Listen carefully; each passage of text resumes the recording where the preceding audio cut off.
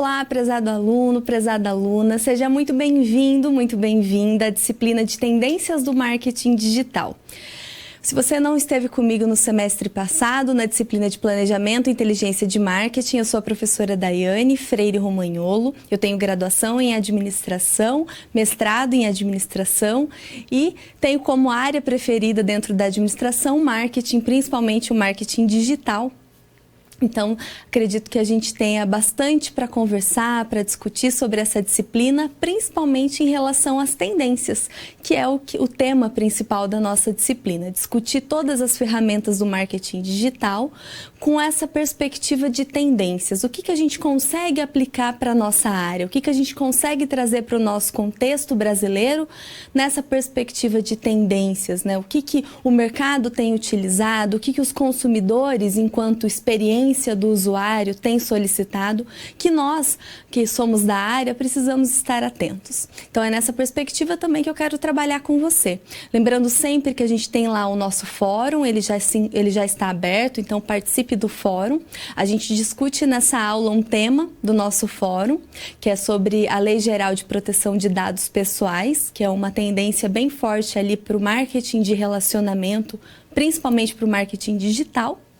E também outros tópicos, né? Outro tópico que ainda será aberto. E a gente pode conversar lá, você conversa, discute com os seus colegas, além também da nossa aula atividade e assim por diante. Então, dá uma olhada comigo no tema dessa aula.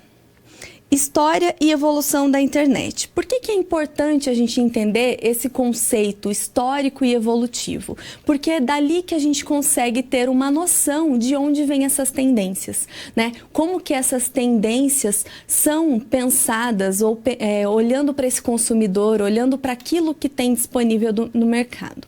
Então, vê o que a gente vai debater nessa aula. Desenvolvimento da internet, a web e os seus desdobramentos, que são as camadas da web 1.0 até a 4.0, a gente vai entender quais são as suas características e entender que o web é diferente de internet. A gente vai discutir a internet das coisas, que é IoT, a internet no Brasil, o marco civil da internet, que tem relação com a Lei Geral de Dados Pessoais, e, por fim, a relação de consumo online, como isso tem se dado nessa perspectiva onde a internet ela é utilizada para essas relações de consumo e hoje a gente tem uma perspectiva de aumento cada vez maior, né? As pessoas elas tinham uma perspectiva onde o mercado era totalmente receptivo às ações das empresas e agora não, os consumidores eles são ativos, eles criam junto com as marcas, então eles pensam as empresas pensam na experiência do consumidor porque esses consumidores eles participam também da criação desses produtos, desses novos serviços que são realizados, que são disponibilizados. Então a gente precisa muito levar em conta esse contexto desse novo tipo de consumidor que tem um poder cada vez mais ativo em meio a essas marcas e entender como essas ferramentas também auxiliam nesse contexto. É aí que a gente vai começar discutindo, entendendo da onde veio a internet, por que ela surgiu nesse contexto e ela é tão forte, muito mais às vezes do que esse apelo comunicativo do rádio e da televisão, por que ela muda a forma como a gente estabelece as relações de consumo e aí para entender essas tendências que é a perspectiva da nossa disciplina. Vamos dar início aos nossos conceitos.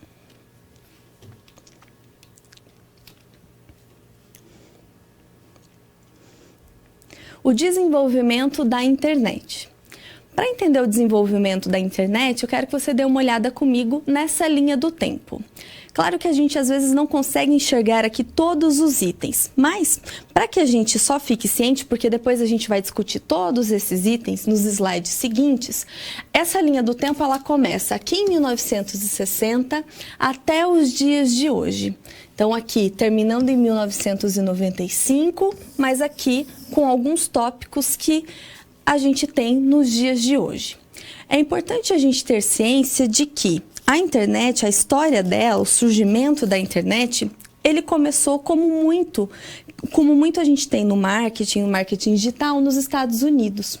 Então, lá em 1960, a gente teve o início da rede, onde Esse centro de pesquisa e desenvolvimento, o RAND, ele recebeu um financiamento da Força Aérea Norte-Americana para quê? Para dar o início ao projeto de desenvolvimento de uma rede de comunicação que fosse resistente a ataques nucleares. Tanto nessa parte de ataques nucleares, porque os Estados Unidos ali tinham uma preocupação por conta da Guerra Fria, que foi esse contexto pós-Segunda Guerra Mundial, e também por conta de você tentar conquistar o espaço, que os países estavam nessa busca por tentar conquistar o espaço. Então, em 1960, eles começaram esse projeto de desenvolvimento e aí eles contaram com a ajuda desse centro de pesquisa e desenvolvimento. Em 69, 9 anos depois, houve a ARPA, que é uma agência vinculada ao Departamento de Defesa dos Estados Unidos, que assumiu esse projeto e aí ela lançou a ARPANET.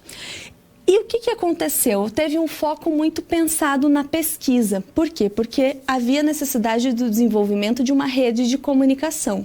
Então, em pouco tempo, 4 universidades foram conectadas. Mais para frente a gente vai vislumbrar um mapa para ter uma noção de quais universidades eram essas, para ver a distância física entre essas. Com o passar do tempo, houve uma expansão dessas tecnologias de rede. Então, lá na década de 70, no início da década de 70, 2 pesquisadores da ARPA e da Universidade de Stanford, eles criaram o que a gente conhece como TCP/IP. O que são os TCP/IP? Que é a família TCP/IP que a gente fala no ambiente digital como um todo. Basicamente, é uma base de funcionamento para a internet. Então, eu tenho essa base de funcionamento como uma solução eficaz para que eu transite os dados, para que eu transite as informações entre os dispositivos. Então, para eu mandar informação de um computador para outro, eu preciso dessa família TCP/IP. Então, são esses protocolos que acabam dando essa forma, né? É uma tecnologia, de certa forma, para que eu tenha um padrão de troca de informações entre esses dispositivos. De certa forma, até para padronizar, porque no início as coisas começam sem você saber muito como elas serão feitas. No ano seguinte, em 1971, de 4 pontos, ou seja, de 4 universidades que eram conectadas lá, né, no início da internet, a ARPANET, que é esse projeto de rede de computadores, passou a contar com 15 pontos, então com 15 nós. E eles já tinham uma certa distância geográfica. Então, qual que era o foco aqui? O foco já era ligar universidades que tinham centros de pesquisas de computação. Então, centros de pesquisas com ciências da computação aplicada. Então, você olhava para essas universidades que tinham centros de pesquisa e tentava ligar essas universidades para que elas trocassem essas informações. E, claro, muitos pesquisadores, entendendo como isso estava funcionando, começavam a pesquisar mais sobre o assunto, então, tentando dar mais formas de solucionar possíveis problemas na troca de informações, né, nos ruídos que atrapalhavam a troca dessas mensagens e assim por diante. Então, vamos continuar vendo essa linha do tempo. Depois, com ainda a expansão dessa rede, houve uma troca de responsabilidades. O que aconteceu? A DCA, que é a Agência de Comunicação de Defesa dos Estados Unidos, ela começou a assumir a responsabilidade por esse projeto, que até então era conduzido por agências de pesquisa.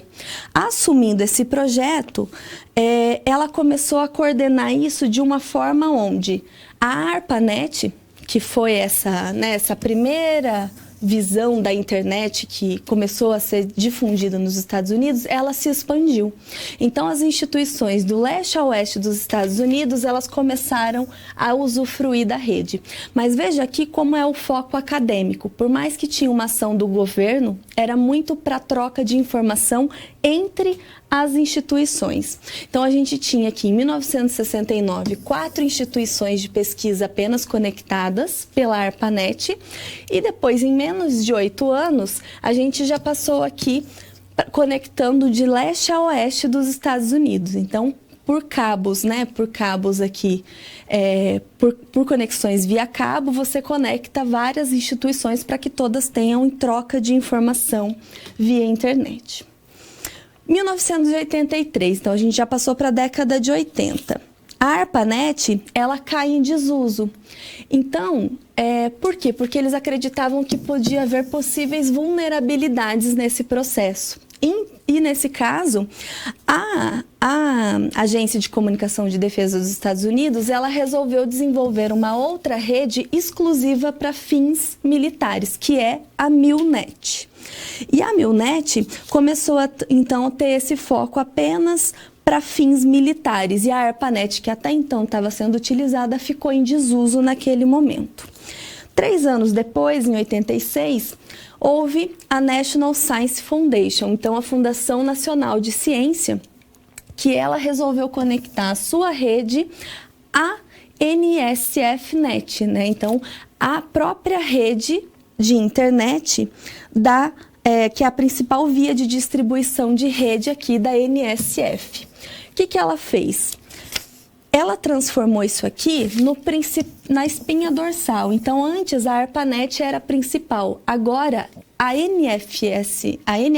NSF-Net virou a principal. E ela virou a principal responsável para lidar com toda essa sobrecarga de tráfego, porque aqui havia muitas pessoas, então, utilizando todos esses processos que eram trocados, todas essas informações trocadas na rede. Junto com isso, no final da década de 80, 1989, a gente começa a ver as grandes empresas, então, como a Apple e a Microsoft, dominando o mercado de computadores pessoais. Qual que é a grande diferença aqui? A grande diferença é que a gente passa a ver que as empresas, elas saem de uma perspectiva, né, que o governo ele sai dessa perspectiva apenas militar, começa a distribuir isso para as organizações, de um modo geral, acadêmicas, então para pesquisa, e aí as empresas começam a enxergar nisso uma forma também de lucrar com isso, como a Apple e a Microsoft. Então volta ali comigo para a gente ver mais nessa perspectiva. Então entender que a internet pode ser usada pelas pessoas, nos computadores pessoais. Com isso, Tim Berners-Lee, que é praticamente o fundador da World Wide Web, que é a WWW, ele começou a desenvolver uma solução para os problemas de interoperabilidade. O que é isso? É a capacidade que um sistema tem de transformar, né, de se comunicar e de uma forma transparente com outro sistema. Então, que essa comunicação ocorra de uma forma transparente. Com isso, ele tentou desenvolver essa solução entre as principais marcas de computadores da época, porque uma marca não conversava com a outra. Foi aí que ele criou o que a gente conhece hoje como www, para que a gente consiga acessar vários sites e computadores de marcas distintas. A ARPANET, portanto, foi desativada na década de 1990 e o Berners-Lee ele cria o HTTP, HTML, URL, que são essas linguagens que a gente tem hoje, essas tecnologias que dão para a gente o padrão de comunicação. Um tempinho depois, 1993, e aí a gente já está quase terminando a linha do tempo, o Berners-Lee, ele quebra a patente da sua invenção, para que todo mundo possa usufruir dessa tecnologia. Então, ele entende que todo mundo pode usufruir disso, porque é uma coisa que vai beneficiar todo mundo. Então, graças a ele, a gente tem acesso a esse www, que a gente acessa tudo e também possibilita muito para o marketing digital. Com isso, o Mosaic ele é lançado, que é o primeiro navegador para a gente ter acesso à web, então ter acesso a sites, vídeos, conteúdos, mídias de um modo geral. E o Mosaic, diferente daquela tela preta com letras verdes que que as pessoas eram mais acostumadas no início da internet, ele já permitiu uma visualização e uma navegação através de fotos. Então ele já veio com esse recurso multimídia. E aí, para finalizar, né, como diferencial, nesse caso, a gente começou a melhorar os recursos de navegação.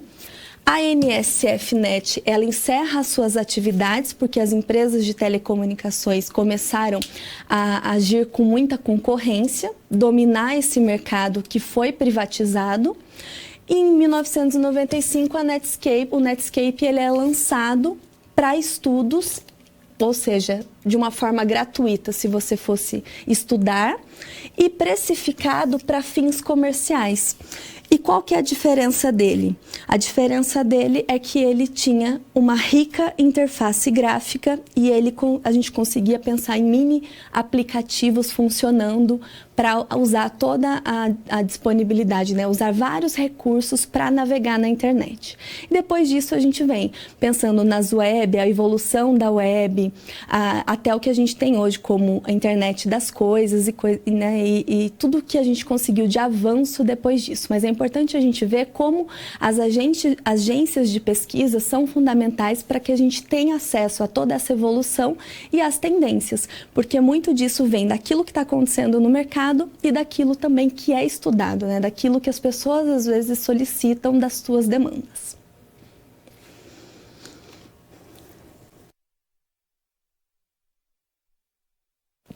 Web e seus desdobramentos. A web, de um modo geral, ela é diferente da internet. Então, com a web, eu tenho a web 1.0, 2.0, 3.0 e a 4.0, que são as camadas da web. É com a web que a gente consegue entender mais como é o funcionamento da internet. Dá uma olhada comigo no primeiro slide. Então, a gente tem aqui a web 1.0. O que a web 1.0 tem de diferente das demais? Ela é a primeira. Então, quando ela foi criada por Tim Berners-Lee, lá no início da década de 1990, e começou a ser propagada através da internet, pensando nessa evolução da internet, a gente precisou de muitas mudanças, de muitas adaptações. Então, vamos imaginar lá em 1990 como eram os websites. Os sites, de um modo geral, eles eram estáticos. A gente não tinha muita interação, né? O usuário não conseguia interagir muito. Você simplesmente tinha acesso àquela informação que estava ali disposta. A produção de conteúdo, então tudo aquilo que tinha de conteúdo nos sites, para que você produzisse conteúdo e disponibilizasse ali, primeiro era necessário muito conhecimento técnico para que você tivesse acesso àquilo e então começasse a inserir ali as informações. De um modo geral, na Web 1.0, poucos produziam esse conteúdo para que muitos consumissem essa informação. Então, nós, enquanto consumidores, enquanto usuários da internet, a gente apenas ficava numa posição passiva de acesso a esse conteúdo. Um tempo depois, com a mudança e o acesso à internet, onde os computadores pessoais começaram a ser disponibilizados e as pessoas começaram a comprar os computadores e ter acesso à internet de um modo geral, houve a mudança e criou-se a Web 2.0, também conhecida como Web social. Qual que é a principal característica da Web 2.0 e é a característica mais marcante? É porque aqui houve um rompimento daquele modo linear de produção de informações. Então, agora, quem consumia as informações também podia produzir esse conteúdo. A diferença aqui é que você não precisava mais ter um conhecimento muito técnico, né? Você não tinha mais a necessidade de ter aquele conhecimento de um pesquisador acadêmico do Centro de Ciências Aplicadas lá de computação para poder desenvolver um conteúdo e colocar esse conteúdo num site para que um outro usuário comum tivesse acesso. Na Web 2.0 não, você cria uma possibilidade de que você da sua casa também produza um conteúdo e coloque isso na internet à disposição de outra pessoa. Como quando começaram a surgir os blogs, lá na década de 90, e então as pessoas começaram a compartilhar informações, então dar opinião. Então começou de uma forma muito ainda singular, mas já era chamada de Web 2.0 a web social, porque as pessoas começaram a interagir, então produzindo conteúdo e recebendo esse conteúdo. Mas essa Web 2.0, ela ainda tinha uma peculiaridade. Por quê? Porque ela não tem essa interpretação, que é o que a gente vê na Web 3.0. Dá uma olhada ali comigo. A Web 3.0, ou também conhecida como Web semântica, ela já vem numa perspectiva de por ser uma extensão da Web 2.0, ela vem nessa perspectiva de interpretação de informações. Então, onde as próprias máquinas, os próprios computadores, eles começavam a interpretar aquilo que até então só era interpretado pelos seres humanos. Então, as pessoas, os desenvolvedores dos hardwares, que eram os computadores que eram desenvolvidos, eles começaram a criar opções de que esses equipamentos, esses computadores, utilizassem as tecnologias mais avançadas da época para extrair e processar o conteúdo das páginas da web, para que todas essas informações fizessem sentido para quem? Para os agentes computacionais, então para as máquinas, para os computadores de um modo geral, e também para os seres humanos. Por que é web semântica? Porque a semântica é aquilo que dá sentido, é quando você entende que um conceito está se referindo a determinada coisa, porque aquilo faz sentido no contexto em que você está inserido. Por isso que é a web semântica. Por que a web 3.0, por ser uma extensão da web 2.0, ela faz isso? Porque ela entende que as pessoas às vezes colocam uma palavra e quando você pesquisa determinada palavra lá no Google, que é um mecanismo de busca, o agente computacional, que é lá o computador, o software que está fazendo aquela busca, ele precisa entender, então, aquilo que você está querendo dizer. Então, a semântica, o sentido daquilo precisa fazer, né, referência àquilo que você está buscando. É por isso que as tecnologias, então, foram sendo aprimoradas para que hoje você possa pesquisar uma coisa e retorne para você aquilo que você esteja buscando. E aí, um avanço da Web 3.0 é a Web 4.0. Por que ela é um avanço mais ainda nesse sentido? Porque ela já olha para uma perspectiva, além de fazer sentido, de ter essa semântica, ela ainda tem uma questão de contexto envolvido. Veja comigo, essa Web 4.0. A 4.0, também conhecida como Web pragmática, ela vem na perspectiva de contexto. Pragmática vem do sentido de contexto, de contextualizar.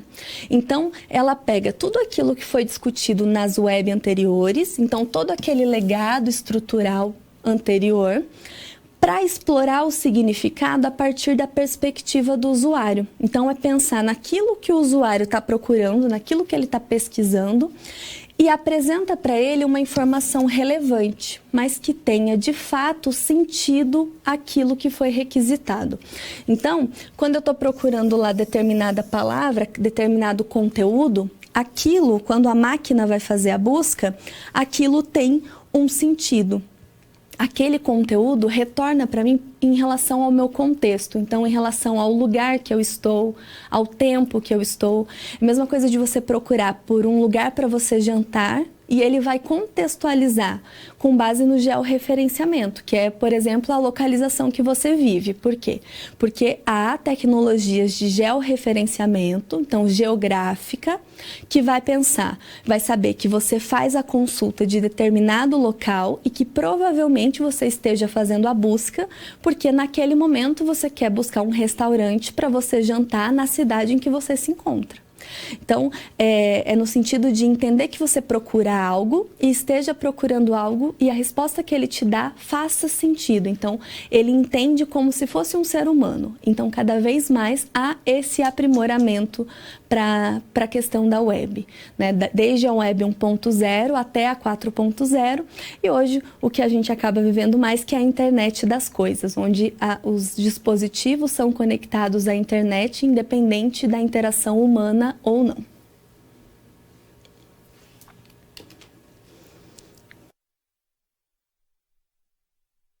Internet das coisas ou Internet of Things.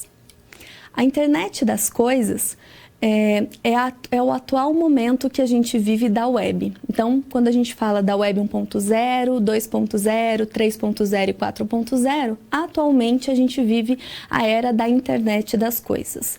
Não é um termo novo, é um termo que foi cunhado mais ou menos na década de 1990, final da década de 80, 90, mas é um termo que hoje acaba sendo mais corriqueiro. É quando você tenta deixar as coisas conectadas à internet. Então, coisas simples, como uma caixa de medicamento, ele tem ali um sistema que se comunica com um sistema, né, vinculado à internet para saber o correto armazenamento, se ele está numa temperatura ideal e coisas do tipo. Então, você tenta deixar as coisas, objetos simples do nosso dia a dia com esse recurso de internet, recursos informacionais. Vamos entender melhor esse conceito da internet das coisas. De um modo geral, é um novo conceito de rede. Então, a gente parte dessa perspectiva da web, desde a web 1.0, então é o que a gente vive atualmente, e utiliza esse poder simbólico que a gente tem do termo internet. Embora a gente saiba que internet e web sejam coisas diferentes, mas a gente utiliza esse termo simbólico internet para representar a abrangência, a magnitude, a tecnologia e também as perspectivas futuras da possibilidade de comunicação e de processamento entre os mais variados equipamentos por meio da rede. Então, é entender que os mais variados equipamentos, a gente consegue comunicação e processamento de informações por meio da internet, por meio da rede. Nesse caso, a gente tem ali objetos de uso cotidiano, então, de repente, ferramentas, objetos que a gente usa na nossa casa, na nossa cozinha, por exemplo. A gente tem lá, né, desde que eles tenham agentes computacionais, então, que eles tenham algum mínimo recurso de interação com a internet, esses objetos de uso cotidiano, eles têm autonomia para controlar e trocar informações com outros dispositivos conectados à internet. De que forma que eles fazem isso? Eles fazem isso de uma forma autônoma, então não há necessidade constante de monitoria humana. É interessante a gente verificar isso, por quê? Porque a gente acaba dando, por conta do avanço da internet, do avanço tecnológico, e isso o marketing digital sabe usar muito bem, você acaba possibilitando que esses objetos tenham inteligência por si própria. Então, eles conseguem absorver as informações por conta da internet, então eles trocam essas informações e eles enviam dados, eles enviam informações o tempo todo para esse ambiente. Então, desde que haja um mínimo ali de tecnologia envolvida, de agentes computacionais envolvidos, é passível de você mudar então esse objeto para que ele troque informações e haja de uma forma autônoma. Tem duas características importantes quando a gente fala de internet das coisas. Dá uma olhada comigo. Primeiro, a questão da ubiquidade. O que é isso? É a onipresença. Então, quando você pensa em algo onipresente, é algo que pode estar em qualquer lugar, a qualquer hora, de uma forma natural. Então, é o uso das tecnologias sempre, em qualquer lugar. Então, se você tem lá uma tecnologia, é a mesma coisa da gente com o nosso celular. A gente está conectado o dia inteiro, então acaba não sendo, se você não tem o celular com você, acaba não sendo natural, porque você está acostumado a estar conectado o dia inteiro. Então, esse celular fica com você o dia inteiro, em qualquer horário, e nesse contexto muito natural. Com isso, quando a gente pensa nessa questão ubíqua, isso está muito ligado aos conceitos de mobilidade e de conectividade. Por quê? Porque você parte nessa perspectiva onde você olha para esses dois conceitos, então você olha para a questão de ubíqua, onde você está conectado o dia inteiro, e isso isso acaba sendo muito natural, e aí você também olha para essa questão de pervasiva, que é o outro conceito que a gente tem ali. Dá uma olhada. O pervasiva é quando há uma troca autônoma de informações e ações entre esses agentes computacionais. E aqui não há a intervenção humana. Então, eles, de uma forma autônoma, eles trocam essas informações, eles acabam... você consegue conectar diversos aparelhos e um aparelho manda informação para outro aparelho sem você ter a necessidade de ligar esse aparelho, desligar esse aparelho, dizer a hora que ele vai mandar aquela informação ou não. Por quê? Porque a tecnologia avança, a internet auxilia muito nisso.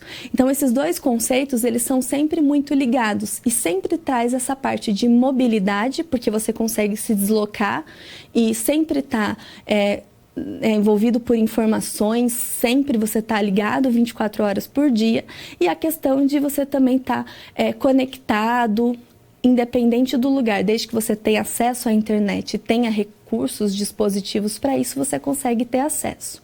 Mas se a gente pensa nesses dispositivos, nos conectando e nos movendo o dia inteiro, e todas essas informações, gerando muitas informações diariamente, todas as pessoas, isso gera um volume de dados muito alto. É o que acaba contribuindo para o Big Data. Dá uma olhada comigo. O Big Data é um conceito que a gente conhece bastante porque ele, enquanto área do conhecimento, ele tenta estudar esse volume alto de dados disponíveis o dia inteiro, no mundo todo. Só que ele tenta trazer isso para as empresas para um contexto mais competitivo, para que as empresas possam utilizar essa informação, essas informações a seu favor. Então, o que a gente pode entender aqui para esse conceito de Big Data? Ele é definido como um recurso e também como um instrumento. Ele existe simplesmente para informar, então ele te dá informação, ele não explica. A informação é você que vai fazer a análise, que vai te dar o conhecimento necessário para a tomada de decisão. Ele tem essa função informativa. Ele aponta para uma compreensão, então de repente uma tomada de decisão da empresa. Só que ao mesmo tempo, por conta desse alto volume de informações disponíveis na empresa, isso aqui também pode gerar equívocos, então depende muito da sua boa ou má utilização.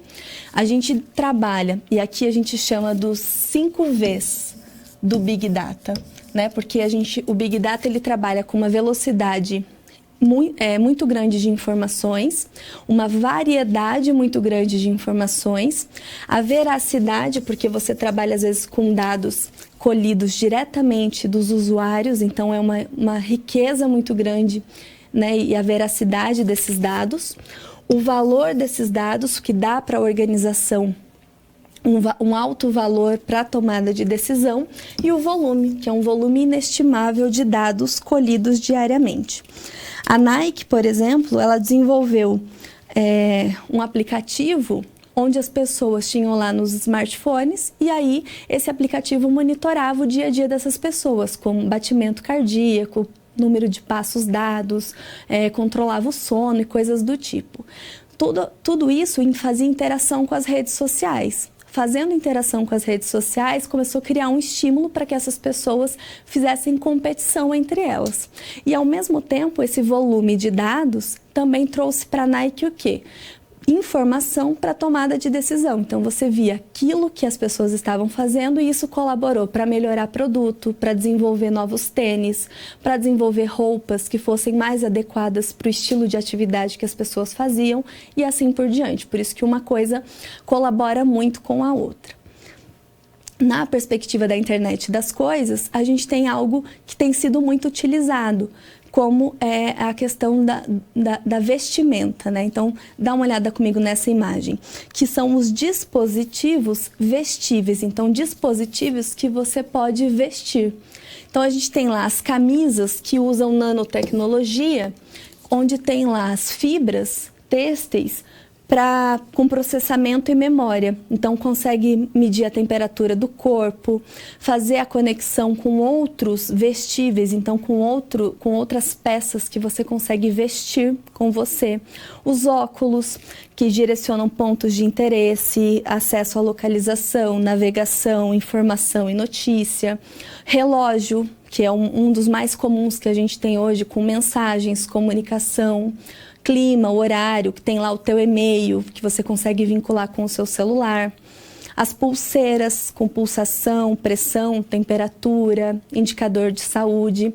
Calças, como é o mesmo caso da camisa, que a gente controla, né, tem controles diversos e também faz comunicação com outros outros equipamentos, outros dispositivos vestíveis, e os tênis, com indicadores esportivos, a qualidade da pisada, relação com mapa, relação com desgaste. Então, a gente tem toda essa perspectiva onde a internet das coisas dá para objetos comuns, então blusa, né, óculos, coisa que você até então não imaginava que pudesse ter uma conexão com a internet, e ela está ali, conectada, produzindo dado, enviando informações que também colaboram para as empresas, colaboram para o marketing digital como um todo.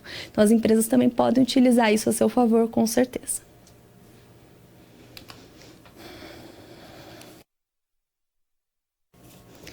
Internet das coisas e o mercado consumidor. A internet das coisas, na perspectiva do consumidor, ela tem muitas tendências que a gente consegue trabalhar.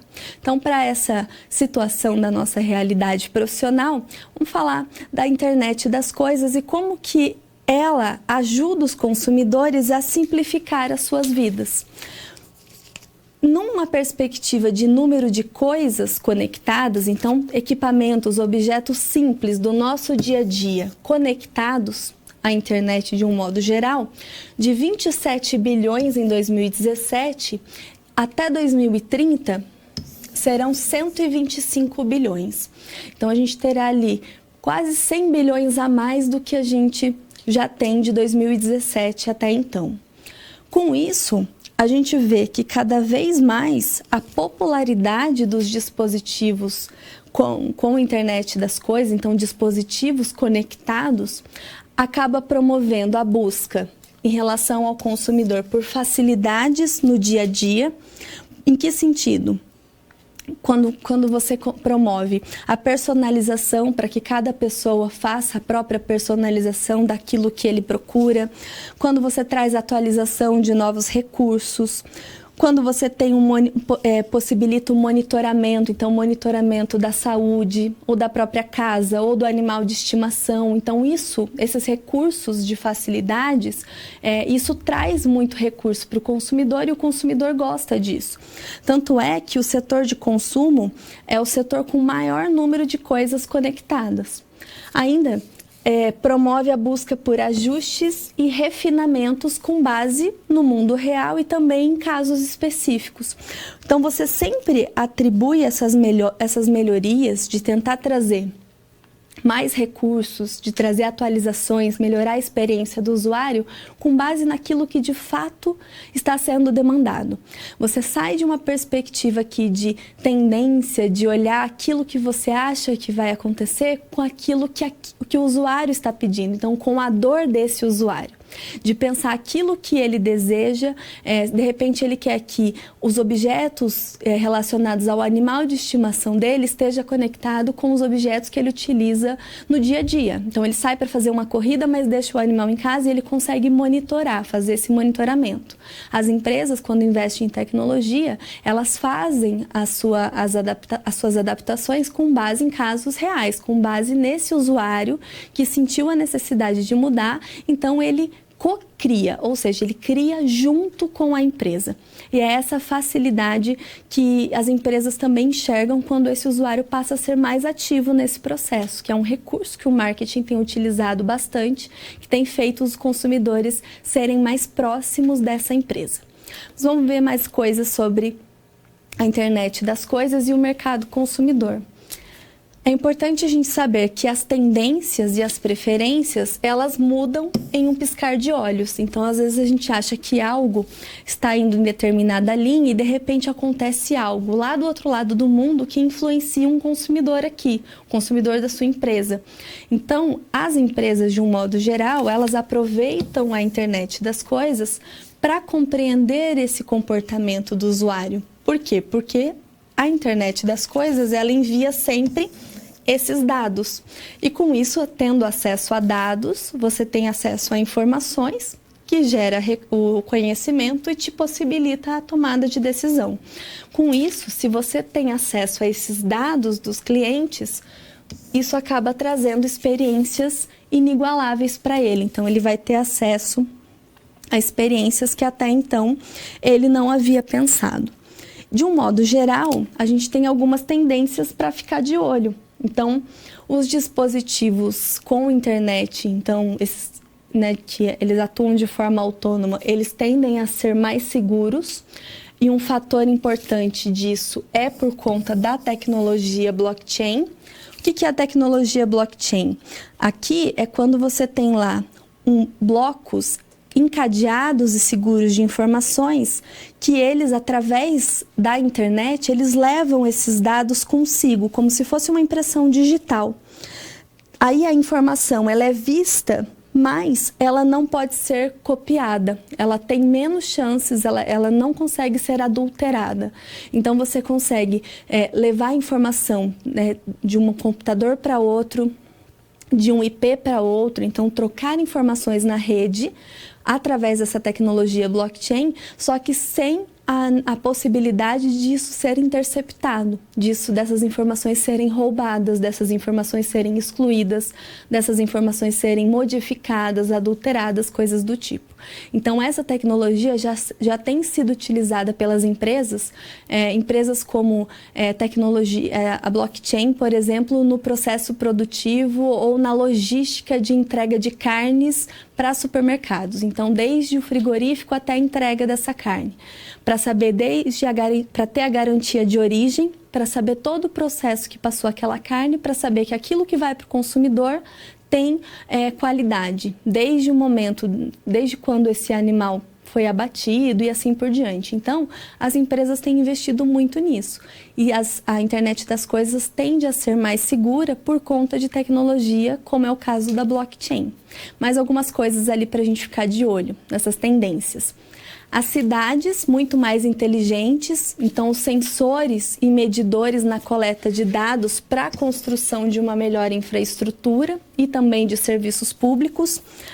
A gente tem um caso aqui que é possível falar da cidade de Copenhague, na Dinamarca, que ela é uma cidade onde as pessoas utilizam muito bicicleta.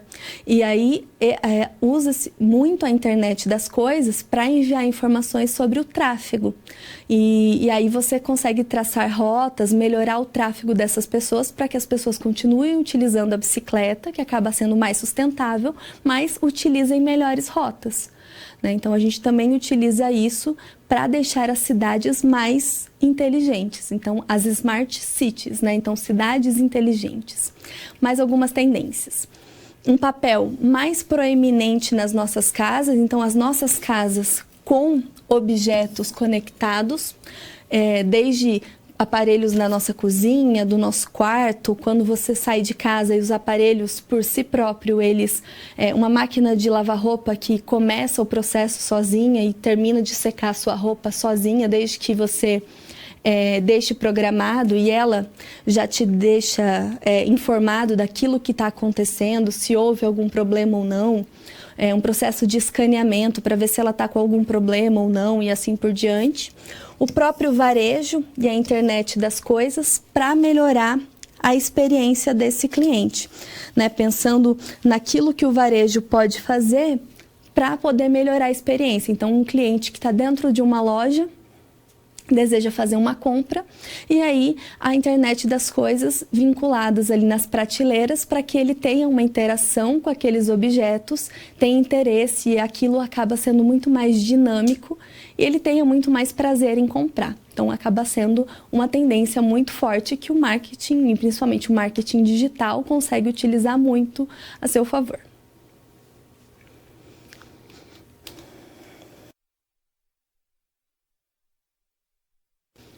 Para o nosso primeiro momento de interação, eu deixo um espaço, caso você tenha alguma dúvida, para enviar sua dúvida. Se você tem alguma dúvida desses conceitos que a gente falou até agora, do desenvolvimento da internet, entre outras coisas, ou lá do nosso fórum, e também dos próximos tópicos que a gente vai debater, que a gente vai falar do Marco Civil, da internet no Brasil, entre outros tópicos. Então, vou dar uns minutinhos, já eu volto.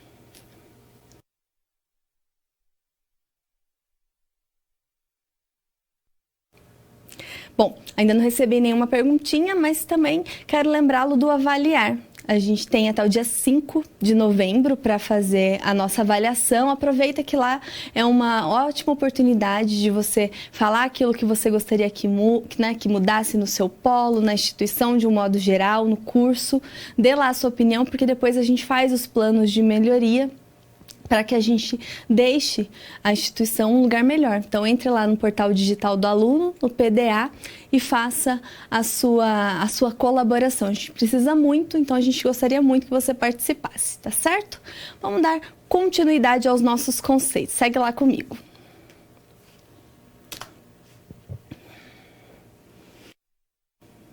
Internet no Brasil.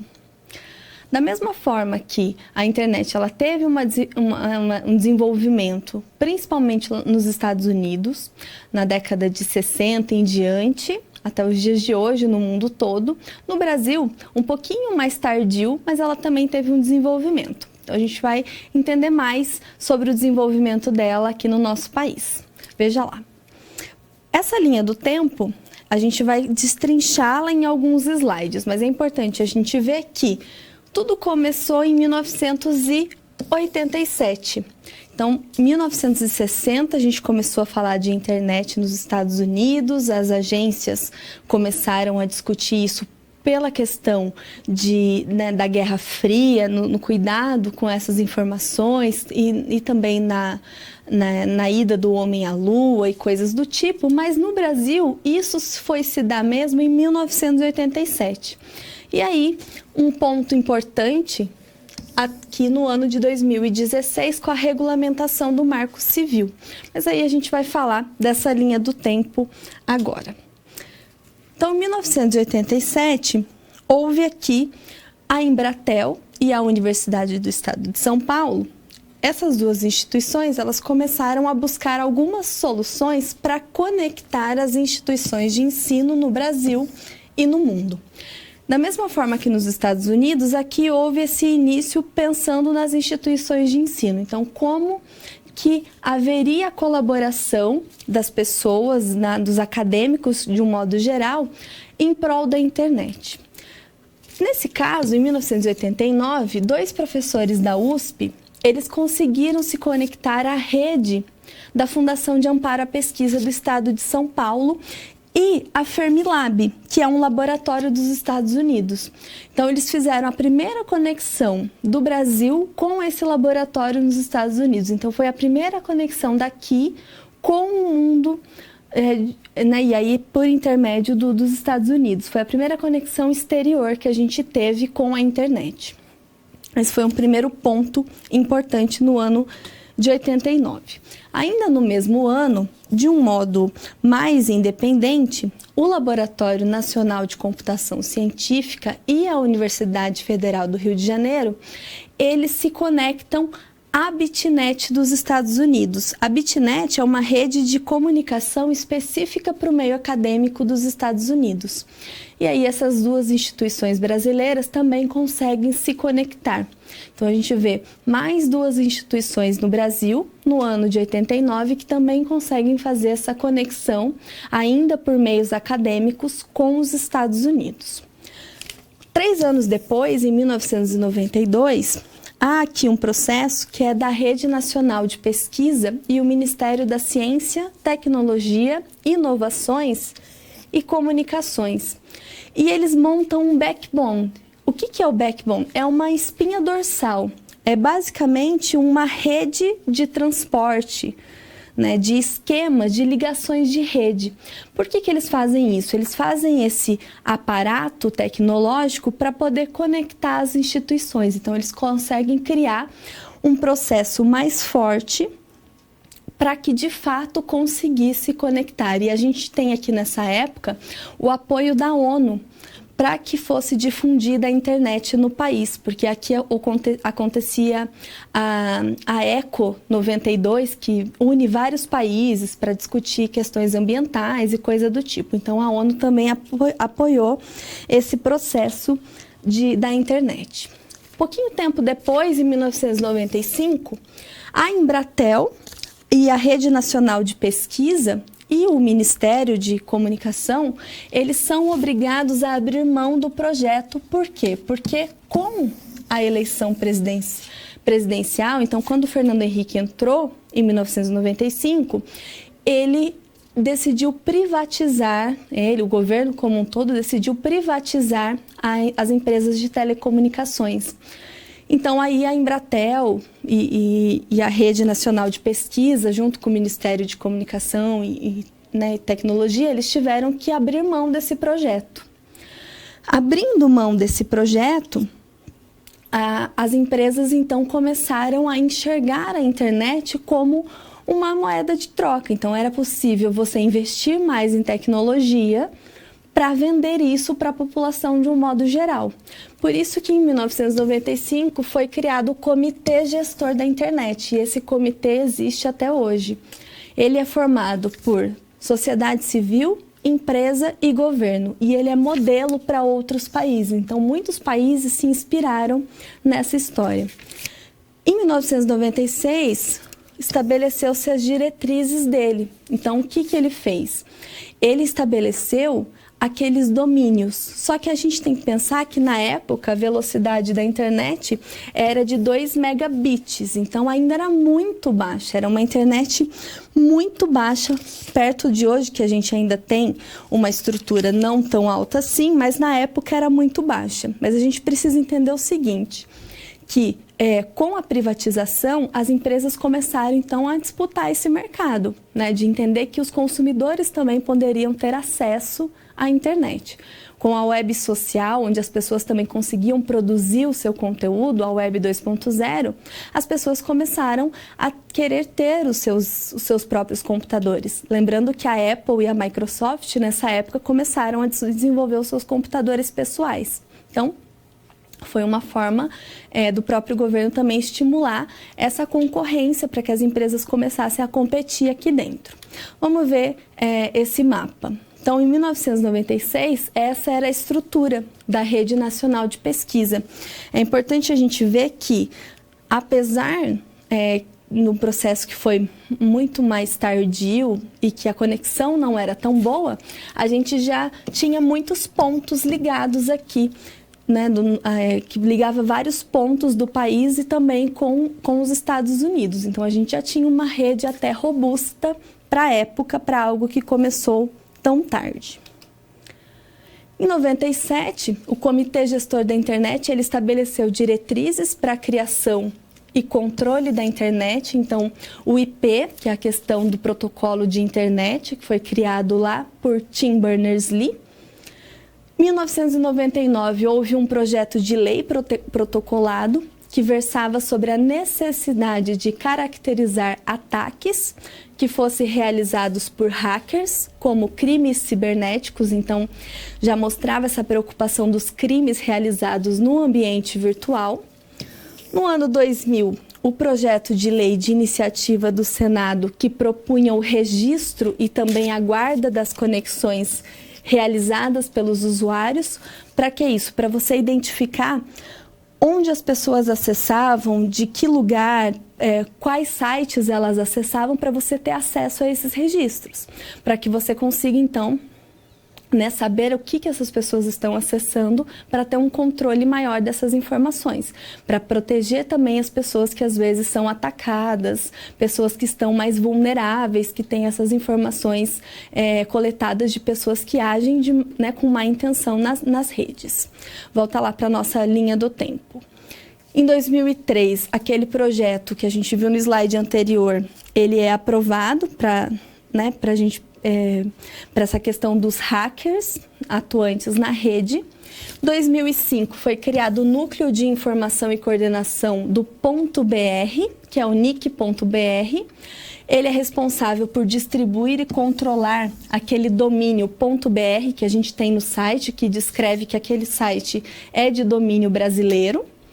Em 2008, a gente tem o projeto de lei 84/99 com algumas alterações, porque houve o caso de vazamento de fotos da atriz Carolina Dickmann. Então, é uma informação importante que mudou muita coisa no âmbito da internet no nosso país. E em 2009 começou uma movimentação, uma discussão das empresas, do governo e da sociedade civil para a elaboração do Marco Civil, que é a nossa Constituição digital. Assim como a gente tem a Constituição Federal, a gente tem o Marco Civil, que é a Constituição digital. Em 2009, o Comitê Gestor da Internet, ele recomendou, mediante uma resolução, a necessidade de se estabelecer uma legislação para a internet. Em 2011, houve esse projeto de lei para a garantia da liberdade e do direito dos usuários da rede, que foi depois aprovada em 2012 uma lei de crimes digitais, que daí ela teve essa alteração para o nome Lei Carolina Dickmann, por conta do que a atriz sofreu na época com o vazamento dos dados. 2014, provavelmente você se lembra do escândalo Snowden, que ele vazou, tornou público detalhes de vários programas de vigilância global da Agência de Segurança Nacional dos Estados Unidos. E aí, isso agilizou o processo de sanção do Marco Civil no nosso país. 2015, completou 20 anos que a gente tem a internet, começou a discutir a internet aqui no Brasil. E 2016, o Marco Civil finalmente foi regulamentado e implementado. Então, ele passou a valer no nosso país.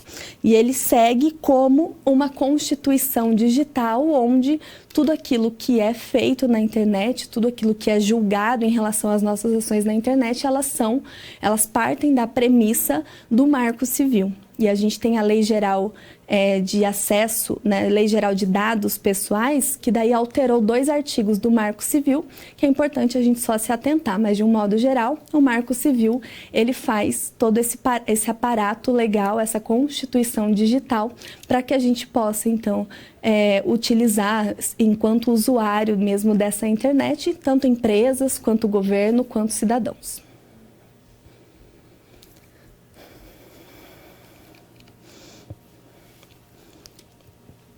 Marco Civil da Internet, regras e significados. O Marco Civil, ele vem na perspectiva de uma Constituição que tem direitos e deveres para os cidadãos, mas no âmbito digital. Então, a gente vai entender mais sobre o Marco Civil da Internet. De um modo geral, a gente está falando desses princípios, garantias, direitos e deveres para usar a internet no nosso país. Então, ela começou a ser debatida em 2009, até 2014 o texto foi mexido algumas vezes. Em 2016 foi quando ele começou a valer de fato. Por ser uma Constituição digital, ele tem algumas premissas. Nesse sentido, o Brasil, inclusive, ele é o 5º país, mais ou menos, que está no ranking do que mais acessam a internet. Então, é importante que a gente tenha uma Constituição digital, né? Porque a gente tem muitas pessoas que trafegam na internet, que geram dados e trocam informações. Nesse ponto, a gente tem a questão da neutralidade. É um ponto importante dentro do Marco Civil. Por quê? Porque ele fala e ele impede isso para as empresas, porque ele tem essa questão impeditiva, onde os dados eles precisam ser tratados sem uma distinção de origem, de conteúdo e destino.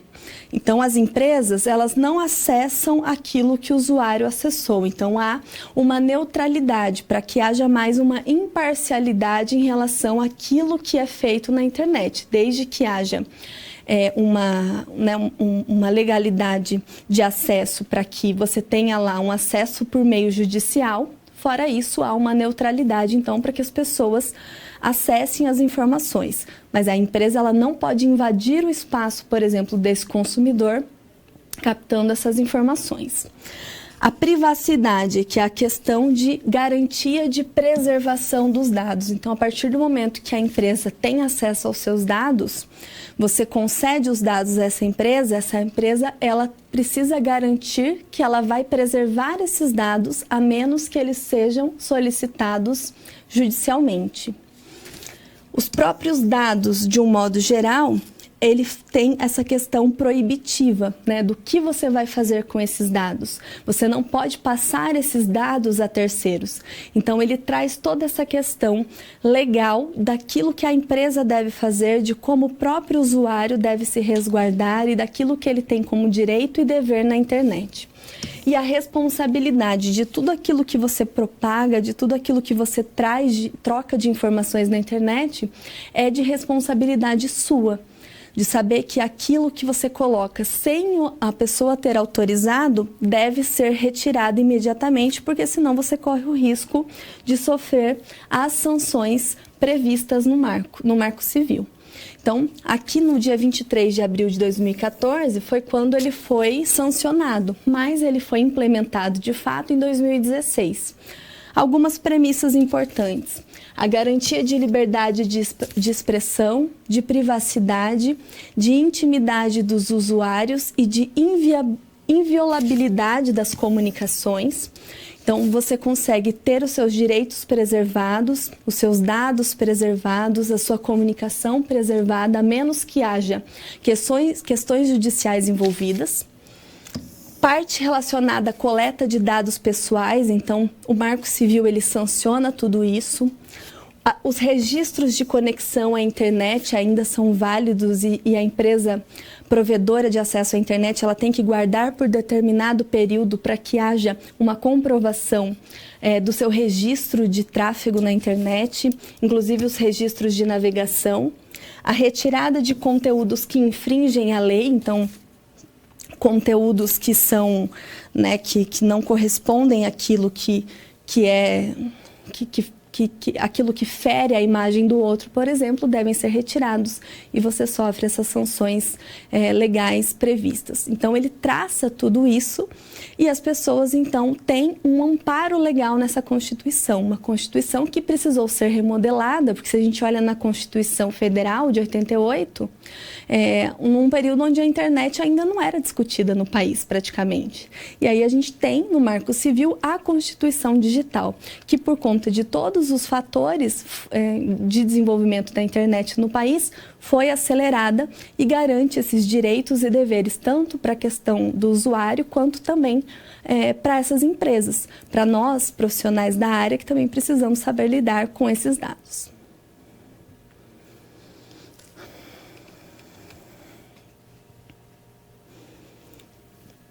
Relação de consumo e a internet.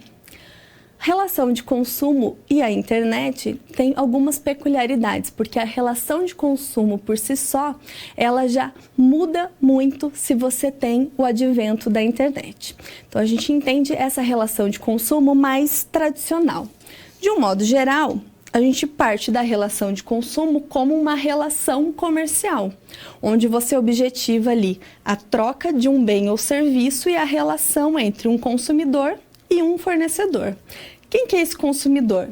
Pode ser tanto uma pessoa física quanto a pessoa jurídica, desde que essa pessoa seja o destinatário final que vai fazer a utilização desse produto. O fornecedor, por sua vez, eu tenho 3 tipos de fornecedores, 3 classes desses fornecedores. Eu tenho o fornecedor real, que é aquele que participa do processo de fabricação de um produto, de um componente ou de uma matéria-prima, ele participa de fato. Eu tenho o fornecedor aparente, que é aquele que entrega o seu produto ao mercado, então ao consumidor com a sua marca, só que nem sempre é necessário participar desse processo produtivo. E eu tenho aquele fornecedor presumido. O que é o fornecedor presumido? Ele importa produtos para comercializar sem a identificação clara desse fabricante. Então, aqui, essa figura ela ilustra bem, eu mostro a relação comercial existente. A relação de troca onde você tem no mercado, de um modo geral, tanto no ambiente físico, principalmente no ambiente físico, né, essa troca por conta de um bem ou um serviço. Nesse caso, a gente tem lá pessoas que vão atrás de bens ou serviços, têm as suas relações comerciais, a gente utiliza aparatos tecnológicos, então você pode fazer uma compra, usar lá o cartão, entre outras facilidades que o estabelecimento promove. Só que a internet, ela muda a relação de consumo como um todo. Ela não muda apenas a forma como você compra, ela muda desde o processo produtivo até o momento que esse produto chega na sua casa ou esse produto volta para a empresa numa perspectiva de logística reversa ou numa perspectiva de pós-venda, que é esse contato da empresa com o cliente, ou até mesmo nos 4 P's do produto. Então, produto, preço, praça e promoção. O que a gente tem lá com a diferença da internet? Com a relação de consumo na perspectiva da internet, a gente já tem um processo onde a Web 2.0 ela passa a influenciar. Então, eu tenho a web social, que faz a diferença, porque aqui o consumidor ele também passa a produzir conteúdo. Ele passa a falar dessa empresa, ele passa a fazer reclamações, ele passa a sugerir, ele passa a fazer demandas. Então, ele acaba sendo muito mais ativo e não mais passivo como ele era antes. A relação comercial, ela continua existindo, só que aqui tudo acaba sendo mais rápido, o fluxo de informações acaba sendo muito mais acelerado.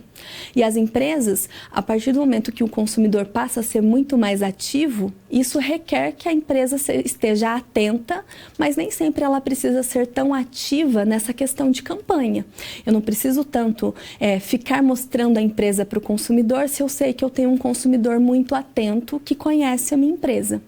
Em contrapartida, eu também não posso ser negligente, porque é um consumidor que tem na internet um veículo para falar mal, para falar bem, mas também para falar muito mal da minha empresa. Então, eu também preciso estar atento. Tanto às redes sociais como Reclame Aqui, que é um site onde você consegue juntar ali mostrar muito essa relação do pós-venda, ou então de uma venda que não deu certo. A relação desse cliente intermediada pela internet, por quê? Porque ali vai escancarar para todo mundo que uma empresa, de repente, não está fazendo o serviço bem feito. E aí, se você procura sobre uma empresa na internet, já encontra uma reclamação dela num site como esse, e isso já acaba caindo, né? Essa empresa já cai no seu conceito. Você já tem algumas negativas, né? Você já deixa isso como um empecilho para comprar naquela empresa e assim por diante. Então, a empresa precisa com certeza estar muito mais atenta a esse consumidor, porque esse consumidor hoje, ele vê algo na televisão, ao mesmo tempo, ele já valida essa informação nas redes sociais, ele já vê o site da empresa ou a página da empresa, ele já compra o produto, ele mesmo faz o teste do produto, faz um vídeo, coloca no YouTube ou coloca no Instagram, já tem o comentário das pessoas, já tem a pessoa que vai lá e indica um produto substituto que é melhor e assim por diante. Então, a empresa ela precisa acompanhar essa jornada de compra, de fato, desse consumidor para entender aquilo que ele precisa. Ele fala na internet, né? Os consumidores na internet hoje, eles viram muito mais advogados da marca, porque ao mesmo tempo que eles falam mal, mas eles também defendem muito a marca. Eles também falam dessa marca, faz com que muitos outros consumidores passem a seguir a marca, gostar da marca, por conta disso que tem sido falado, né, da forma como eles falam da empresa, do contato, do cuidado que essa empresa tem. Então, é importante, enquanto a gente, do marketing, olhar para esse consumidor, da forma como ele se porta na internet, para que a gente também faça um correto gerenciamento dessas relações.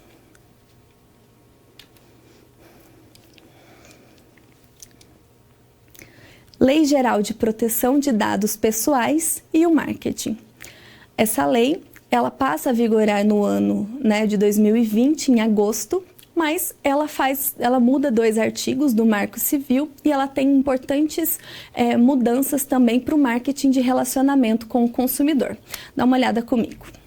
Então, essa lei, a lei de número 13.709 de 2018, é uma legislação brasileira que regula as atividades de tratamento de dados pessoais de clientes e usuários por parte de quaisquer empresas, públicas e privadas. Então, eu trato dados pessoais de clientes ou usuários da internet, de um modo geral, por qualquer empresa, pública ou privada, de qualquer porte, independente se a empresa tem um mínimo de faturamento ou um máximo de faturamento. A lei ainda não é específica em relação a isso.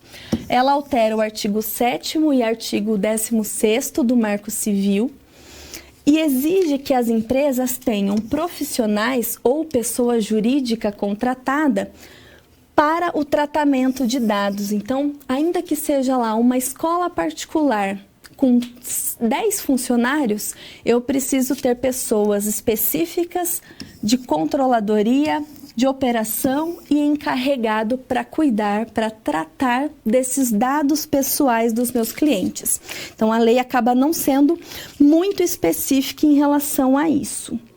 De um modo geral, ela tem como penalidades e multa até 2% do faturamento, limitado a 50 milhões para empresas que fazem um mau uso, um mau tratamento dos dados dos clientes de um modo geral.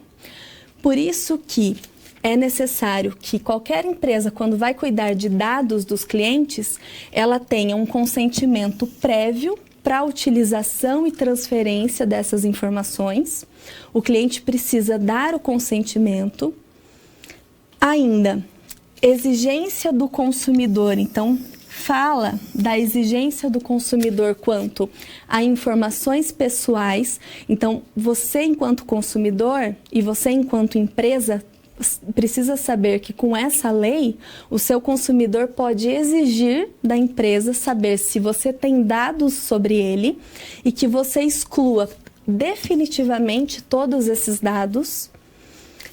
Tem uma medida provisória para a criação da Autoridade Nacional de Proteção de Dados, que é a ANPD, então é uma agência, uma autoridade dentro do governo para legislar em cima desses dados pessoais, então ações específicas por conta dessa lei, que acaba auxiliando quando a gente tiver dúvidas relacionadas a essa lei de um modo geral. Mas é importante a gente ver que ainda a lei ela é muito inespecífica em relação a como será feito, quais empresas precisarão de fato ter esse tratamento muito restrito a esses dados, se eu preciso ter essas pessoas contratadas para tratar esses dados na minha empresa, ou se eu posso contratar uma pessoa jurídica, entre outras coisas. Então, ainda são pontos que precisam ser mais explicados, mas, de um modo geral, afeta o marketing de relacionamento com os nossos clientes.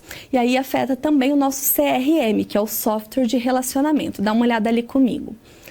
De um modo geral, em relação ao nosso CRM, é importante a gente, enquanto profissional, estar muito atento àquilo que a gente armazena de dados, desde e-mail, nome completo desse cliente, data de nascimento, CPF, todos esses dados, o tipo de dado que foi coletado, como ele está sendo armazenado para que tenha um tratamento correto de acordo com a lei, como esses dados são processados, transferidos e quem vai ter acesso a esses dados, porque isso aí precisa ficar muito restrito à empresa. E aí, em relação ao relacionamento com esses clientes, enquanto empresa, a gente precisa ter um controle muito maior e mais rigoroso nas seguintes áreas. O site da nossa empresa, as informações que ficam ali dispostas, quando você permite que o cliente coloque algum dado ou não, as informações que esse site capta ou não desses clientes, o e-mail marketing que você envia, porque você tem acesso ao e-mail desse cliente, esse cliente autorizou que você enviasse um e-mail a ele. Então, tenha atenção a isso. O tempo que você pode armazenar esse dado, porque depois de determinado tempo você não pode mais armazenar esse dado. Os dados no backup, então lá no backup que você faz, no armazenamento que você faz. Por isso é importante que a empresa implemente políticas ligadas a essa lei para que a empresa faça um correto tratamento desses dados. Lembrando que não importa o tamanho da empresa, a lei ainda vale para qualquer tipo e porte de empresa. Uma boa gestão do consentimento para que o cliente saiba aquilo que ele está consentindo, assinando. Uma boa segurança desses dados para que o cliente tenha confiança no processo, nesse marketing de relacionamento. Os direitos desse acesso e também os direitos de apagar, para que esse cliente também tenha a opção de apagar, para que ele possa ele entrar no site e excluir as informações para que a sua empresa não tenha mais acesso. Porque essa lei ela existe já em outros países do mundo e ela é muito forte em relação àquilo que ela coloca. Então, enquanto área de marketing, a gente tem que estar muito atento a ela, porque é algo que vai com certeza pesar muito no nosso marketing digital, no relacionamento com os nossos clientes.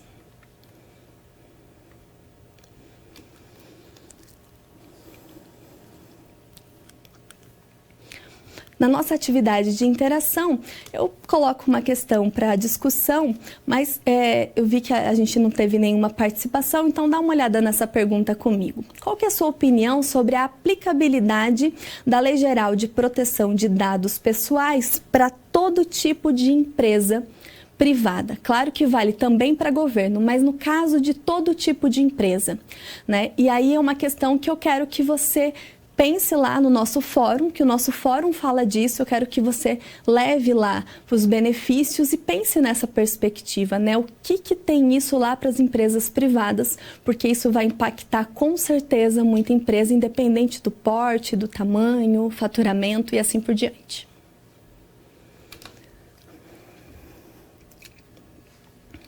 Recapitulando.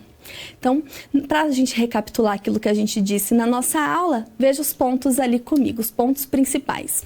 A gente falou do desenvolvimento da internet, que internet é diferente de web, e a gente falou desde a web 1.0 até a web 4.0, lembrando que atualmente a gente vive a era da internet das coisas. O desenvolvimento da internet no Brasil, que começou na década de 80, muito pautado nos Estados Unidos.